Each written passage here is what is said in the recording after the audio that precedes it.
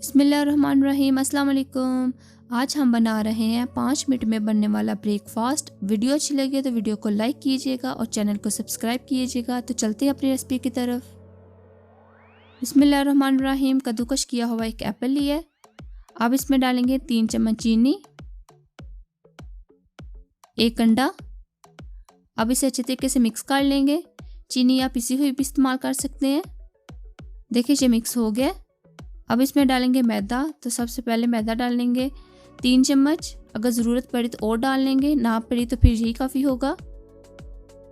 अब इसे अच्छे तरीके से मिक्स कर लेंगे। देखिए ये रेडी है। मुझे जितनी ही मैदे की ज़रूरत पड़ी है। ऑयल डालेंगे 2 चम्मच।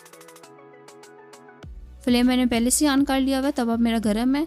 अब थोड़ा सा बैटर डालेंगे और चम्मच की मदद से इसे गोल कर लेंगे और मीडियम आंच पे एक साइड पकाएंगे। अब साइड चेंज करेंगे। 3 मिनट लगी है मीडियम से स्लो आंच पे। अब हम साइड चेंज कर लेंगे। अब इसे भी 2 से 3 मिनट लगेंगे। थोड़ा सा प्रेस भी कर लें। मज़ेदार सा ब्रेकफास्ट हमारा रेडी है। अगर रेसिपी अच्छी लगे तो वीडियो को लाइक करें और एक प्यारा सा कमेंट करके बताएं।